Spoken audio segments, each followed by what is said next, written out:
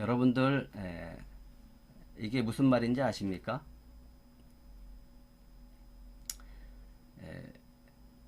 Letty is horse. 이게 도대체 무슨 말일까? 궁금해서 Letty라는 단어를 사전에서 한번 찾아보면 Letty라고 발음을 하고 있습니다. 그 의미는 이런 뜻입니다. 뜨거운 우유를 탄 에스프레소 커피라고 나와 있습니다. 관련어로는 카페라떼가 있습니다. 그래서 다시 읽어보면 라떼 is horse라는 말인데 좀 뭔가 이상하지 않아요? 직역하면 다시 읽어보면 이런 말씀입니다. 라떼 is horse. 직역하면 라떼는 말이다. 이렇게 해석이 되는 거예요. 라떼는 말이다. 이렇게 읽어보니까 감이 오지 않습니까?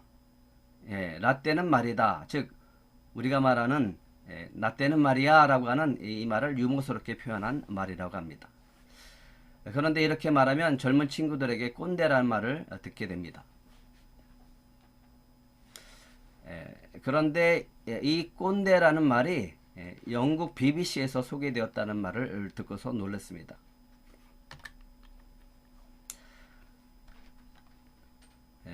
BBC에서요, 이 꼰대라는 단어의 정의를 자신은 항상 옳고 남은 틀렸다라고 주장하는 나이 든 사람이라고 소개하고 있습니다. 그러면서 이런 질문을 던졌다고 합니다. 당신도 이런 사람을 알고 있나요? 영국 경제지 이코노미스트에서 이 단어를 소개하고 있습니다.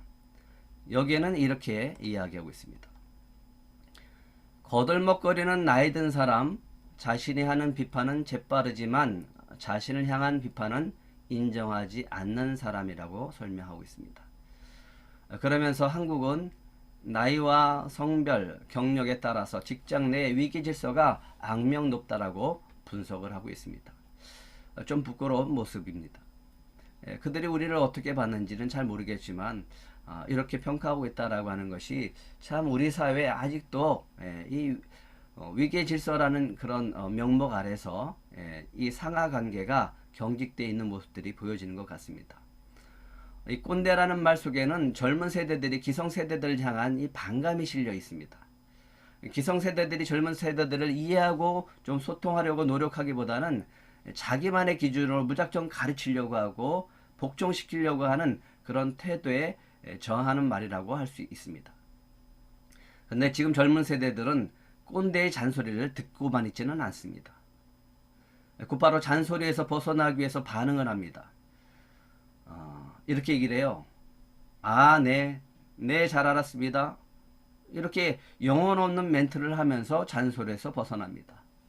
또 이런 말 합니다. 아이고 좀 제발 좀 그만 좀 하세요. 제발 좀 그런 소리 좀 하지 마세요. 라고 핀잔을 줍니다. 그래서 꼰대들의 잔소리를 곧바로 그치게 한다라고 하는 겁니다. 다음 세대를 품고 그들을 세워가기 위해서 소통해야 된다는 것을 잘 알고 있습니다. 그런데 전 요즘 어떻게 소통해야 될지 잘 모르겠어요. 그 방법에 대해서 고민해도 좀 자신이 없습니다.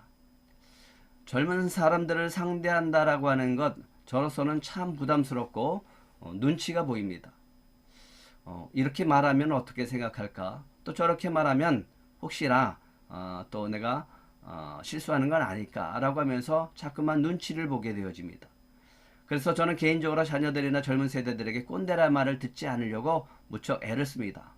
나 때는 말이야, 우리 때는 말이야 라는 말을 될 수 있으면 하지 않으려고 노력합니다. 그런데 어쩔 수 없이 그런 말이 나오려고 하면 그 입을 틀어막습니다. 그리고 다물고 그냥 침묵하려고 애를 씁니다. 자꾸만 대화를 해서 풀어야 되는데 이 대화가 막히다 보니까 저는 자꾸만 입을 다물게 되어지고 침묵을 하게 되어집니다. 근데 어떻게 보면 그 침묵하는 것이 더 잘 소통하는 방법이 될 수도 있다라는 생각을 하고 있습니다. 이제 우리가 이런 세대들에게 믿음을 물려줘야 하는데 어떻게 하는 것이 좋을까요? 여러분들은 어떻게 생각합니까? 다음 세대들을 위해서 우리가 좀 믿음을 물려줘야 되는데, 신앙을 물려줘야 되는데 어떻게 해야 되는지 참 고민하게 되어집니다. 우리가 다음 세대의 꼰대가 아니라 믿음의 선지로로 남아있으려면 어떻게 될까요?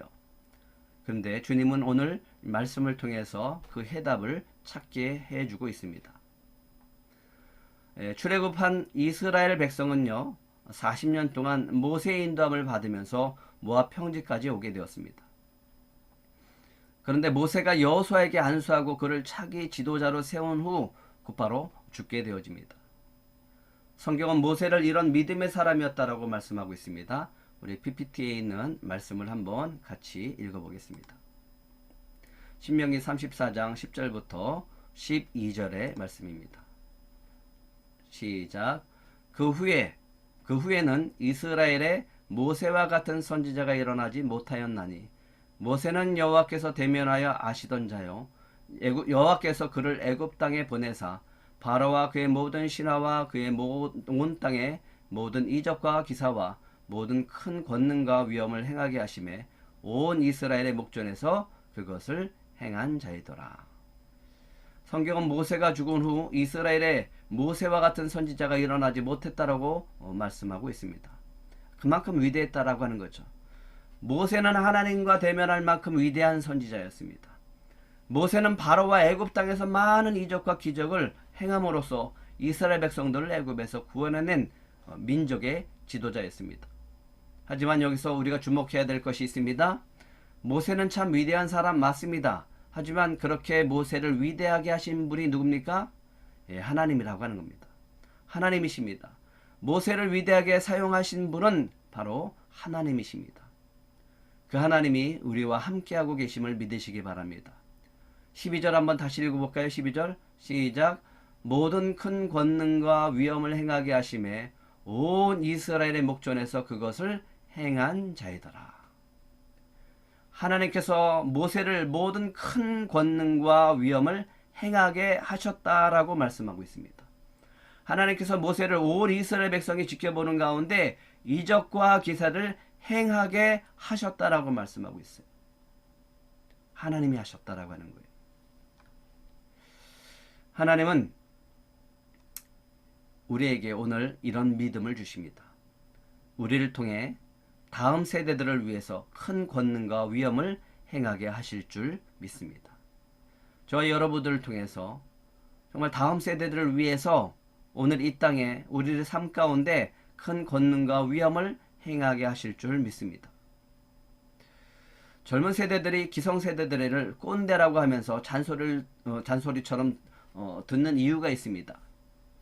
듣기 싫어하는 이유가 있어요. 지금의 젊은 세대들을 이해하고 소통하려고 하기보다는 자기의 기준으로 말하기 때문에 그렇습니다. 그래서 자기의 뜻에 복종시키려고 억지로 설득시키려고 하기 때문에 그렇습니다. 젊은 세대들이 반감을 사는 이유가 바로 꼰대들이 말하는 나 때는 말이야라고 말하는 그때가 지금이 아니라고 하는 거예요. 그때는 아버지 때였습니다. 그때는 아저씨 때였습니다. 그때는 선조들의 때였습니다. 즉 지나간 과거이기 때문에 그렇다라고 하는 거예요. 과거가 기준이 되고 기성세대가 기준이 되기 때문에 그때는 그때고 지금은 지금입니다 라는 말로 반감을 나타내는 것을 볼 수 있습니다. 그래서 거부해요. 그래서 듣기 싫어합니다. 그런데요, 만약 그때나 지금이나 모든 것이 동일하다면, 동일하게 일어난다면 말은 달라지지 않을까요? 하나님은 어제나 오늘이나 동일하신 분임을 믿으시기 바랍니다. 하나님은 어제나 오늘이나 동일하게 역사하고 계신 줄 믿습니다. 모세를 통해서 일하신 하나님은 바로 저와 여러분을 통해서도 일하고 계신 줄 믿으시기 바랍니다. 또한 우리를 통해서 일하고 계신 주님은 우리 다음 세대를 통해서도 동일하게 하나님의 능력을 나타내심으로 말미암아서 하나님의 나라를 세워가실 줄 믿습니다. 여호수아가 이제 이스라엘 백성을 인도해서 요단을 건너서 가나안 땅으로 들어가야 합니다. 그리고 가나안 족속들과 싸워서 그 땅을 차지해야 합니다. 하지만 과연 이스라엘 백성이 모세를 따랐던 것처럼 자기를 따를까라는 그런 염려와 걱정과 두려움이 있었습니다. 그때 하나님께서 여호수아에게 말씀하십니다. 우리 여호수아 1장 5절 그리고 여호수아 3장 7절 우리 두 구절을 같이 한번 읽어보겠습니다. 시작. 내 평생에 너를 능히 대적할 자가 없으리니 내가 모세와 함께 있었던 것 같이 너와 함께 있을 것임이라. 내가 너를 떠나지 아니하며 버리지 아니하리니 여호와께서 여호수아에게 이르시되 내가 오늘부터 시작하여 너를 온 이스라엘 목전에서 크게 하여 내가 모세와 함께 있었던 것 같이 너와 함께 있는 것을 그들이 알게 하리라.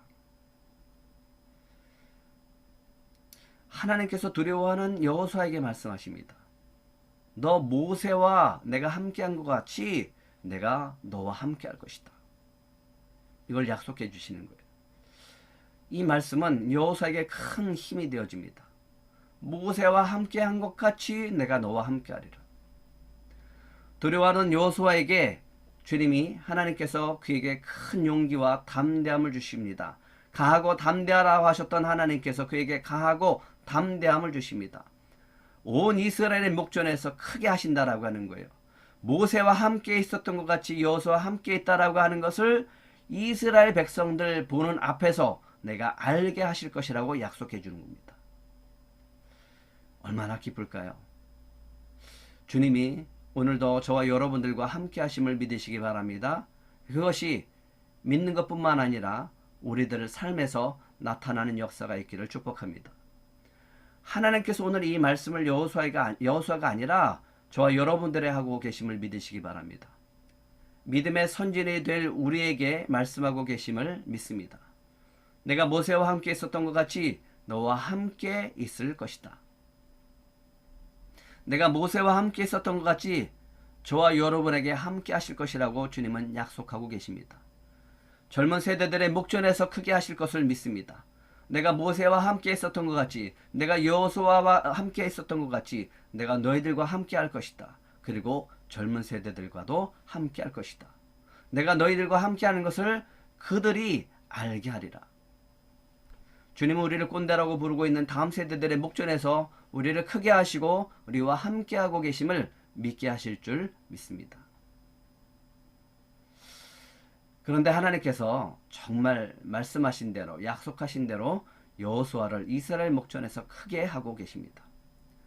정말 이스라엘의 목전에서 하나님이 여호수아와 함께 하신 것을 알게 하신다라고 하는 겁니다. 그게 몇 절에 나오냐면 14절에 나옵니다. 한번 같이 읽겠습니다. 시작.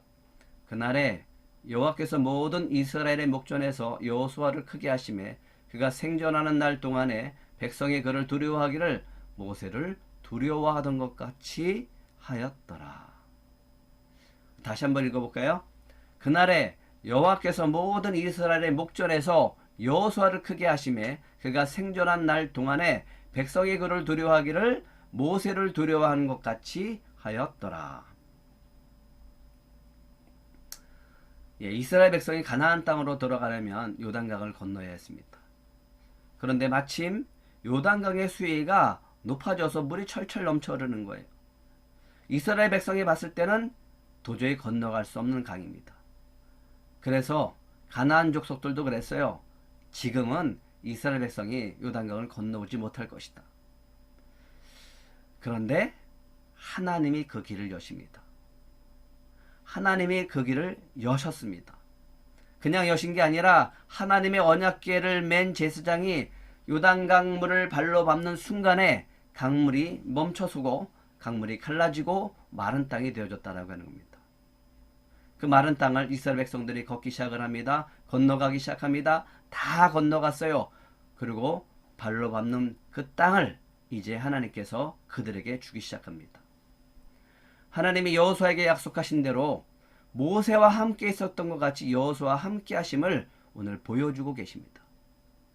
온 이스라엘의 목전에서 크게 하심으로 하나님께서 여호수아와 함께 하심을 보여주고 있습니다. 하나님이 함께 하신 것을 나타내 볼 때 이 여호수아가 얼마나 기뻤을까요? 오늘 이 기쁨이 저와 여러분들 안에 있기를 축복합니다. 이 기쁨이 우리 안에 충만해야 됩니다. 아, 그래, 주님이 우리와 함께 하셔. 그것을 우리가 느낄 뿐만 아니라 보는 사람들, 세상에 지켜보는 사람들, 예수를 믿지 않는 사람들, 우리 가족들에게 나타나게 하실 줄 믿습니다. 그래서 여호수아가 사는 날 동안에 평생토록 이스라엘 백성이 모세를 두려워했던 것과 같이 여호수아를 두려워했다라고 하는 겁니다. 여호수아를 하나님께서 크게 하시고 이제 민족의 지도자로 본격적으로 세워가시는 것을 볼 수 있습니다. 왜요? 앞으로 할 일이 많기 때문에 그렇습니다. 이스라엘 백성을 가나안 족속들과 싸워서 그 땅을 차지하게 할 사명을 감당하기 위해서 주님께서 이와 같은 놀라운 은혜를 부어주고 계십니다. 지난번 장옥수 성도님 침례식이 있었죠. 그때 우리는 이걸 경험했습니다. 주님이 길을 열어가는 걸 경험했고 주님이 우리와 함께하는 것을 경험했습니다. 권사님과 집사님과 먼저 탐방했습니다. 탐방하고 그 받았던 장소를 사진을 찍어서 여러분들에게 보여줬죠. 그런데 침례식이 다가오는 그 전전날 금요일날 전화가 왔어요. 폭우로 무너져 버렸고 강물 수위가 높아져서 이제는 침례할 수 없다라고 하는 겁니다. 그 말을 들을 때 굉장히 낙심이 되어졌어요. 아니 분명히 주님은 침례식을 할 수 있다라고 했는데 침례식이 있기 바로 전날까지 많은 비가 내렸어요. 날씨가 맑고 강물이 줄어들어야 침례식을 할 수 있는데 오히려 비가 더 오는 겁니다. 그 비가 많이 내리는 것을 보면서 저도 사실은 포기하고 싶은 마음이 들었어요. 다음에 하지 뭐. 다음 주에 하지 뭐. 이런 마음을 갖게 되어졌습니다. 여기저기 알아보면서 도저히 못할 것 같다라고 하는 생각까지 들었습니다. 그런데 자꾸만 내 안에서 성령께서 말씀하시는 것이 있었습니다. 금요일날 철야 예배 때 그랬습니다. 성령께서 분명히 예배한 장소가 있다라고 말씀하셨습니다. 그래서 여러분들에게 그렇게 선포했습니다. 주님께서 예배한 장소가 있습니다. 주님께서 예배한 장소가 있습니다. 이 마음이, 이 믿음이 제 안에서 계속 차오르는 거예요. 그래서 포기할 수 없었습니다. 그리고 주일 아침 우리가 준비해서 출발하게 되어진 겁니다. 차를 타고 지나가던 길에 이제 다 가서 침례할 수 없는 그런 환경 속에 우리가 처해져서 우리가 한강으로 갔을 때 전혀 우리가 침례할 장소가 아닌 엉뚱한 곳에서 침례 장소를 발견하게 되어졌습니다. 무심코 지나가는 길에 권사님께서 차를 세웠고 또 우리 백집사님이 그 장소를 알아봐서 주님이 예배하신 장소를 찾게 되어진 겁니다. 우리가 선택했던 침례 장소는 폭우로 다 무너져 버렸죠. 그런데 주님께서 예배해 놓은 장소는 놀랍게도 폭우로 불어난 시냇물이었습니다. 그래서 그곳에서 침례를 할 수 있었습니다. 저는 이것을 통해서 주님이 우리 들꽃 가족들에게 큰 은혜를 베풀어 주셨다라고 믿습니다. 주님께서 예배한 장소가 있다라고 말하지 않았습니까? 제가 여러분들 앞에서 이런 변명을 할 수 있었어요. 주님께서 예배한 장소가 있다라고 말하지 않았습니까? 이렇게 말할 수 있게 만드신 분이 주님이셨어요. 주님은 참 놀랍습니다. 주님이 길을 열어가시는 방법은 참 놀랍습니다. 주님이 예배하시는 방법도 참 놀랍습니다. 주님이 우리와 함께 하시는 것을 나타내 보이시는 것도 참 놀랍습니다. 오늘도 주님이 이 길을 열어가실 줄 믿습니다. 주님이 저와 함께, 여러분들과 함께 하심을 사람들 앞에서 보여주시는 역사가 있게 되어질 줄 믿습니다. 지금 우리는 다음 세대들에게 이것을 사모하게끔 해야 됩니다. 이 사모하는 마음이 다음 세대들한테 있어야 됩니다. 아, 그래. 우리 부모님들에게도 함께 하셨던 주님이 우리와도 함께 하신다라고 하는 것들을 그들에게 보여주고 그들이 느끼고 경험하고 그들을 사모하게끔 해야 됩니다. 주님이 우리를 통해서 일하시는 것 경험해야 됩니다. 다음 세대, 젊은 세대들의 목전에서 우리를 크게 하시는 것도 우리가 경험해야 됩니다. 그들이 보는 앞에서 반드시 주님은 우리와 함께 하시고 우리를 크게 하시는 것을 보여주실 줄 믿습니다. 이것을 보고 경험할 때 다음 세대들도 품는 거예요. 그래, 우리도 부모님처럼 그런 믿음을 가지고 살아야 되겠다라고 하는 그런 믿음을 갖게 되어지게 되는 겁니다. 우리는 그 다음 세대들에게 그런 믿음을 전해주는 믿음의 선진들이 될 줄 믿습니다. 하나님은 이스라엘 백성이 요단강을 무사히 다 건너오자 증거궤를 맨 제사장들을 요단으로 올라오게 하십니다. 언약궤를 맨 제사장들이 여호수아의 명령대로 요단강 가운데 서 있다가 육지로 올라오게 됩니다. 근데 여기서 참 놀라운 일이 벌어지는 겁니다. 언약궤를 맨 제사장들이 강 가운데에 서 있었습니다. 그리고 이스라엘 백성들의 무사히 다 올라가는 것, 지나가는 것, 육지를 올라가는 것을 다 본 후에 하나님이 명령하는 거예요. 이제 올라와라. 언약궤를 맨 제사장들이 언약궤를 메고 올라옵니다. 그리고 그들이 땅을 발로 밟는 순간 요단강물이 이전처럼 그 언덕에 철철 넘쳐 흘러가는 겁니다. 하나님의 기적입니다. 이 놀라운 기적을 이스라엘 백성들이 눈으로 봤던 겁니다. 그리고 언약궤를 맨 제사장도 여호수아도 온 이스라엘 백성들이 다 경험한 겁니다. 하나님이 기적을 통해서 먼저 이스라엘 백성의 목전에서 여호수아를 높여주시는 것을 보게 합니다. 여호수아에게 약속하신 대로 모세처럼 크게 하시는 것을 보게 되어집니다.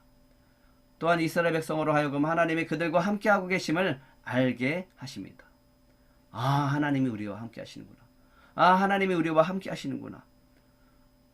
이거를 경험했다라고 하는 거죠. 이 경험을 통해서 이스라엘 백성도 또 여호수아도 하나님 앞에 크게 되어지는 것을 보게 되어집니다. 하나님이 이 기적을 통해서 이스라엘 백성의 목전에서 여호수아를 모세처럼 크게 하셨습니다. 그 약속을 지켜주셨습니다. 그리고 이스라엘 백성들에게도 우리의 아버님 때와 같이 오늘 우리와도 주님이 함께 하시는구나.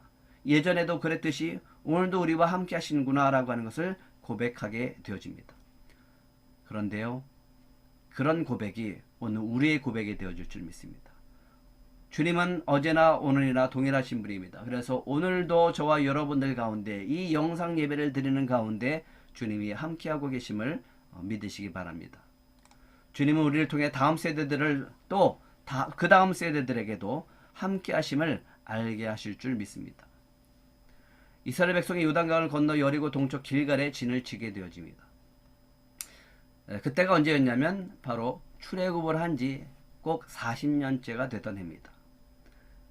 1월 10일 날은 40년 전 어떤 일이 있었는지 지금 세대들은 기억하지 못합니다. 그것을 기억했던 사람들은 다 죽었기 때문에 그렇습니다. 이들은 출애굽 2세대들입니다. 그들은 40년 전 애굽에서 무슨 일이 있었는지 잘 알지 못합니다. 40년 전 첫째 달 10일은 하나님께서 이스라엘 백성들을 애굽에서 구원하시기 위해서 마지막 장자의 재앙을 준비하신 날입니다. 40년 전 1월 10일은 이스라엘 백성 모든 가정에 유월절 어린 양을 준비하던 날이었습니다. 그런데 40년이 지난 오늘 하나님은 길갈에서 오늘 기념비를 세우라고 명하십니다. 요단강을 건널 때 12지파들에게 명했습니다. 요단강 중간에 서 있는 저 언약궤를 맨 제사장들 주변에서 돌 하나씩 취해라. 그래서 12지파에게 명령해서 각 지파별로 가져온 12돌을 길갈에 세워서 기념비로 세우고 있다라고 하는 겁니다. 그런데 하나님께서 이 세대들에게 지금 이 기념비를 세우게 하시는 목적이 있습니다. 그게 몇 절에 나오냐면 21절, 22절입니다. 한번 같이 읽어볼까요? 시작. 이스라엘 자손들에게 말하여 이르되 후일에 너희의 자손들이 그들의 아버지에게 묻기를 이 돌들은 무슨 뜻이니까 하거든 너희는 너희의 자손들에게 알게 하여 이르기를 이스라엘이 마른 땅을 밟고 이 요단을 건넜습니다. 너희 자손이 훗날 그들의 아버지에게 이 돌들이 무슨 뜻이냐고 물을 때 이렇게 대답을 해주라고 하는 겁니다. 이스라엘이 마른 땅을 밟고 이 요단강을 건넌 것을 기념하는 기념비란다. 그렇게 가르쳐 주라고 하는 거예요. 그런데 이 세대들은요, 40년의 의미가 있습니다. 이 세대들이 광야 40년 동안에 있었던 방황했던 그 40년의 의미가 있었습니다. 40년의 세월의 의미가 있었습니다. 하나님은 40년 전 이스라엘 백성을 어린 양의 피로 애굽에서 구원하셨습니다. 하지만 그들의 선조들이 가데스 바네에서 하나님이 약속한 땅을 악평했습니다. 그리고 하나님을 원망했습니다. 그 바람에 하나님께서 그들의 반역죄를 통해서 40년 동안 이 세대들에게 반역의 죄를 жил머지고 1세대들의 그 죄를 짊어지고 40년 동안 그들이 다 죽을 동안 광야에서 방황하게 했다라고 하는 겁니다. 누구의 죄 때문에요? 예, 그들의 선조들의 죄 때문에. 그 선조들의 죄를 짊어지고 40년 동안 방황했습니다. 그런데 이 세대들에게 하나님은 오늘 아주 특별한 놀라운 기적을 경험하게 하십니다. 어떤 경험이요? 요단강을 가르시고 마른 땅을 밟고 건너게 하신 기적입니다. 그렇게 기적을 베푸신 다음에 기념하라고 하는 겁니다. 기념비를 세우라고 말씀하십니다. 그 목적이 있습니다. 그 목적은 23절, 24절입니다. 한번 같이 읽어볼까요? 시작. 너희 하나님 여호와께서 요단물을 너희 앞에서 마르게 하사 너희를 건너게 하신 것이 너희의 하나님 여호와께서 우리 앞에 홍해를 말리시고 우리를 건너게 하신과 같았나니. 24절. 이는 땅의 모든 백성에게 여호와의 손이 강하신 것을 알게 하며 너희가 너희의 하나님 여호와를 항상 경외하게 하려 하심이라 하라. 어떤 목적이 있습니까? 하나님께서 여호와의 강하신 손으로 우리 선조들을 애굽에서 구원하셨다라고 하는 것을 기념하는 겁니다. 그때 홍해를 가르시고 마른 땅을 밟고 건너게 하신 분이 바로 하나님이시다라고 하는 것을 기억하게 하신 겁니다. 또 한 가지는요, 하나님께서 강하신 손으로 요단강을 가르시고 지금 우리 세대, 바로 우리 세대들을 마른 땅을 밟고 건너게 하셨다라고 하는 것을 기념하게 하시는 겁니다. 우리가 바로 그 기적의 경험의 세대들이라고 하는 거죠. 그리고 그 다음에 다음 세대들, 그 다음에 그들의 후손들에게도 기념하게 하는 겁니다. 하나님의 강하신 손이 선조들과 우리 세대들에게 있었던 것처럼 다음 세대들에게 너희들에게도 함께 하실 것이라고 하는 것을 믿게 하기 위해서 이 기념비를 세우게 하신 겁니다. 선조, 우리 세대, 다음 세대, 언제나 하나님은 이스라엘의 하나님이시다라고 하는 겁니다. 그 기념일을 바라보면서 항상 기억하고 살라라고 하는 거예요. 홍해를 가르신 하나님, 요단강을 가르신 하나님, 우리 어떤 어려움 속에서도 그 길을 여시고 가르시고 마른 땅으로 밟고 승리케 하시는 그 하나님이 늘 우리와 함께 하신다. 이것을 믿게 하시기 위해서 오늘 이 기념비를 세우라고 하시는 겁니다. 사실 부끄럽지만 지금 우리 자녀들과 젊은 세대들이 교회를 떠나고 있습니다. 조금 있으면, 정말 얼마 있으면 이 교회가 젊은 세대들이 다 사라지는 그런 현상들이 나타날 수도 있습니다. 하지만 우리는 믿어야 됩니다. 하나님이 우리 선조들을 통해서 함께 하셨고 지금 우리와 함께 하셨던 것처럼 그들에게도 함께 하실 것을 믿습니다. 이 믿음을 가지고 나가야 됩니다. 하나님이 이 땅에 하나님의 뜻을 이룰 다음 세대를 지금 준비하고 계신 줄 믿습니다. 저희를 통해서, 여러분들을 통해서 준비하고 계신 줄 믿습니다. 주님은 오늘 우리가 다음 세대들을 꼰대가 아니라 믿음의 선진으로 우리가 남으려면 주님이 믿음의 선진들과 함께 하셨던 것처럼 우리들과 함께 하심을 알게 해야 한다라고 하는 말씀을 전해야 됩니다.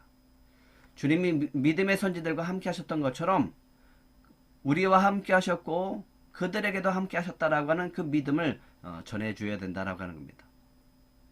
다음 세대들도 주님이 함께하고 계심을 그들도 기념비로 세워나가야 됩니다. 선교회 팀장 수련을 다녀와서 다음 세대, 그 젊은 세대를 어떻게 세워야 하는가에 대한 고민이 깊어졌습니다. 그리고 당장 우리 자녀들을 바라보면서 걱정이 되기 시작을 했습니다. 어떻게 해야 될까? 저 자녀들에게 어떻게 해야지 좀 우리 믿음을 물려줄 수 있을까? 선교의 패러다임이 바뀌어져야 된다라고 말하고 있습니다. 지금까지는 해외 선교에 집중을 하고 있지만 이제는 앞으로는 선교의 대상이 누구냐, 선교지가 누구냐, 바로 우리 자녀요, 다음 세대들, 젊은 세대들이라고 하는 겁니다. 그들이 신앙이 무너지고 있기 때문에 그렇습니다. 이제 그들을 향해서 선교해야 되고 바로 선교지가 우리 가정이요, 우리 이웃인 것을 우리가 발견해야 됩니다. 며칠 전 잠들기 전에 너무나 안타깝고 속상해서 이렇게 기도했어요. 주님, 어떻게 하면 우리 자녀들의 마음이 주님을 향하고 이 세상을 살아갈 때 정말 항상 주님을 바라보고 주님을 의지하고 주님의 인도하심을 따라 살아갈 수 있을까요? 라고 하면서 그렇게 기도하고 잠이 들었어요. 어떻게 해야 될까? 어떻게 해야 될까? 속상한 마음도 있고 이 기도를 간절한 마음으로 드리면서 마음이 편하지 않은 상태에서 잠이 들었습니다. 새벽에 잠에 깨었어요. 눈을 떴습니다. 근데 카톡이 와 있었습니다. 근데 놀랍게도 이 말씀이 저희 카톡에 있었습니다. 한번 같이 읽어볼까요? 요한 3서 1장 4절 시작. 내가 내 자녀들이 진리 안에서 행한다함을 듣는 것보다 더 기쁜 일이 없도다. 어쩌면 제 마음을 이렇게 잘 아실까? 맞아요. 이거같이 기쁜 게 어디 있어요? 우리 자녀들이 진리 안에서 살아가는 것만큼 기쁜 게 어디 있겠습니까? 이게 소망인데 지금처럼 불안하고 불확실한 세상에서 우리 자녀들이 진리의 말씀 안에서 살아가는 것만큼 그렇게 기쁜 일이 또 어디 있겠습니까? 그래서 오늘 이 말씀을 묵상하면서 그렇다면 다음 세대를 위한 기념비는 무엇일까를 고민하기 시작했습니다. 그리고 이 기념비에 대해서 묵상하기 시작을 했습니다. 성령께 물었습니다. 다음 세대들을 위해서 주님, 우리가 세워야 할 기념비는 무엇입니까? 그들에게 신앙을 가르치고 믿음을 물려줘야 될 이 기념비는 무엇입니까? 근데 이 말씀을 떠올리게 하시는 거예요. 여호수아 1장 8절입니다. 9절, 1장 8절 9절 한번 같이 읽겠습니다. 시작. 이 율법책을 내 입에서 떠나지 말게 하며 주야로 그것을 묵상하여 그 안에 기록된 대로 다 지켜 행하라. 그리하면 내 길이 평탄하게 될 것이며 내가 형통하리라. 내가 내게 명령한 것이 아니냐. 강하고 담대하라. 두려워하지 말며 놀라지 말라. 내가 어디로 가든지 내 하나님 여호와가 너와 함께 하시느니라. 아멘. 기념비가 뭘까요? 예, 그렇습니다. 말씀을 묵상케 하는 거예요. 말씀을 묵상하게 하는 겁니다. 그리고 매일 말씀을 묵상한 것을 가지고 그 말씀을 가지고 살아가는 거예요. 그럴 때 그곳에 그 삶의 자리에서 하나님의 능력의 손이 그들과 함께하는 것을 경험하게 되어질 줄 믿습니다. 그래서 주님이 주신 은혜를 기록하고 그 기록한 그곳이 그 일기가 그 묵상집이 곧 우리의 기념비가 되어지고 그들의 기념비가 되어질 줄 믿습니다. 그게 바로 다음 세대들을 세워가는 주님의 손이 강하신 것을 알게 하는 우리들의 기념비입니다. 그것이 바로 다음 세대들에게 주님을 항상 경외할 수 있는 믿음의 사람들로 세워가는 기념비가 되어질 줄 믿습니다. 요즘 저는 무척 행복합니다. 잘 아시죠? 어제만 해도 많은 분들이 말씀을 묵상하고 카톡으로 올려주셨어요. 여러분들이 말씀 묵상한 것을 카톡에 올려주신 것을 읽을 때 저는 너무너무 기쁘고 행복해요. 그 말씀 묵상이 뭐 제대로 됐느냐 안 됐느냐 그게 중요하지 않습니다. 여러분들이 그 말씀을 가지고 살아가려고 말씀 앞에 섰다라고 하는 것 자체가 저한테는 너무너무 기쁨이고 너무너무 행복합니다. 저는 믿습니다. 먼 훗날 우리 자녀들이 다음 세대들이 여러분들이 썼던 그 은혜의 말씀, 하나님이 함께 하셨다라고 하는 그 경험의 말씀들, 그 은혜의 글들이 그 적힌 것을 보면서 그래, 주님이 우리 아버님과 우리 어머님에게 함께 하셨던 것처럼 우리들에게도 함께 하신다. 그 강하신 손이 우리와 함께 하신다라고 하는 그런 고백을 하게 되어줄 줄 믿습니다. 그런 날이 반드시 올 겁니다. 날마다 날마다 이 기념비를 세워가는 저와 여러분들이 되어주시기를 축복합니다.